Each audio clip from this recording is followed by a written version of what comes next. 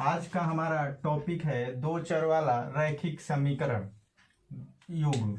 इसका सामान्य रूप होता है a1x plus b1y plus c1 बराबर 0।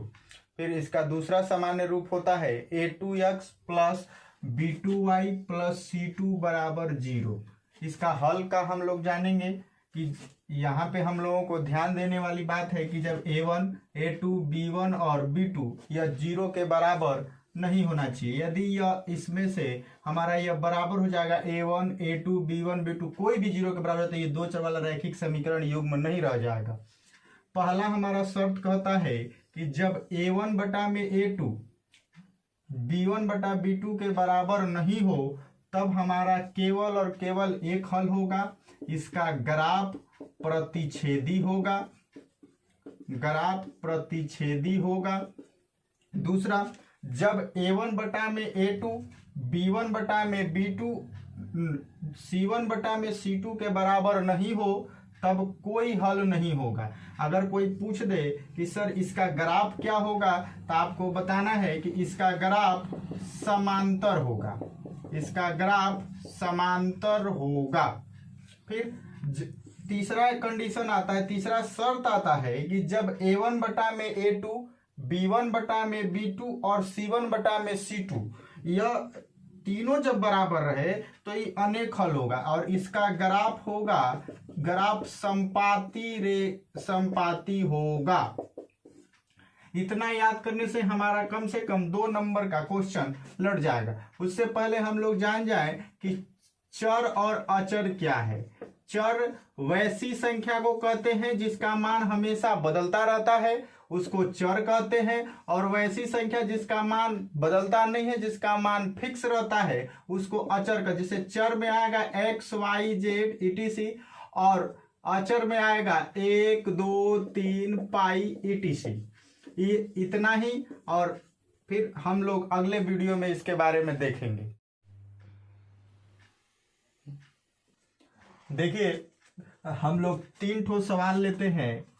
पहला सवाल है हमारा 2x प्लस 3y बराबर 5 और 5x प्लस 6y बराबर 12।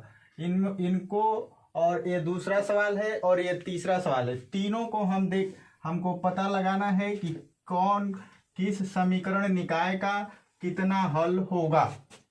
जैसे इसमें हमको पहला चीज देखना है, a1 का हमको मान दे दिया है 2 और b1 बराबर दे दिया है 3 और c1 बराबर दे दिया है 5।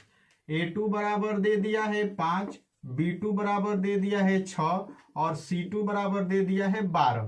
तो जब हम निकालेंगे a1 बटा में a2 तो a1 का वैल्यू हमारा दे दिया है 2 और a2 का वैल्यू दे दिया है 5। फिर इसके बाद हम तुरंत निकालेंगे b1 बटा में b2। तो b1 का वैल्यू बोलिए कितना है 3 और b2 का वैल्यू कितना है 6। तो 3 का 3 और 3 दूना के 6। हम देखेंगे कि a1 बटा में a2 b1 बटा में b2 के बराबर नहीं है। जब a1 बटा में a2 not equal to b1 बटा में b2 तब कहेंगे कि इसका एक हल होगा। एक हल होगा। आया समझ में?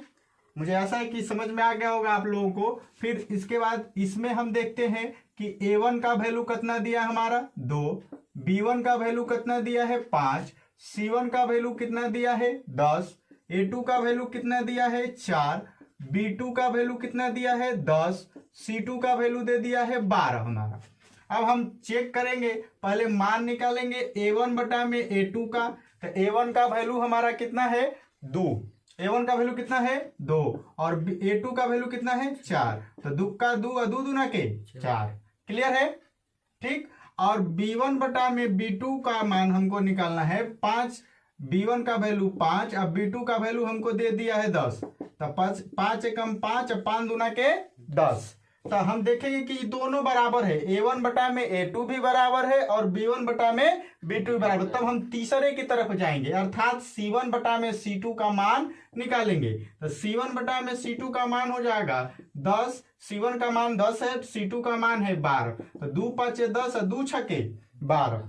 तो ये हो जाएगा, देखिए ये दोनों बराबर है लेकिन ये बराबर नहीं है। इस शर्त वाला को हम देखेंगे टेबल से, a1 बटा में a2, b1 बटा में b2, लेकिन यह c1 बटा में c2 के बराबर नहीं है। तो लिख देंगे इसका कि यह परिस्थिति में क्या होता है, कोई हल नहीं होता है, कोई हल नहीं होता है। क्लियर। अब सुनिए, इसमें हम लोग देखेंगे a1 का वैल्यू यहाँ पे हमारा कितना दिया है, बोलिए 3, कितना 3। b1 का वैल्यू कितना दिया है 4, और c1 का वैल्यू कितना दिया है 10, a2 का वैल्यू कितना दिया है 9, b2 का वैल्यू कितना दिया है 12, और c2 का वैल्यू कितना दिया है 30। क्लियर है इतना। अब आपको करना क्या है, a1 बटा में a2 का मान निकालना है हमरा। तो a1 बटा में a2 जब हम मान निकालेंगे तो a1 का वैल्यू दे दिया है 3 और a2 का वैल्यू कितना दिया है 9। तो a1 का वैल्यू 3 एकम 3 और तितली के 9। अब देखेंगे फिर तुरंत निकालेंगे हम b1 बटा में b2 का मान।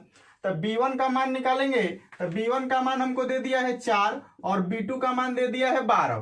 तो 4 एकम 4 और 4 तिहाई 12। तो यहाँ पे हमारा 3, फिर दोनों बराबर हो गया। तब हम तीसरे की तरफ जाएंगे। तो जैसे देखिए c1 बटा में c2, तो यानी कि 10 बटा में 30, 10 का 10, 10 तिहाई 30, ये तीनों बराबर हो गया।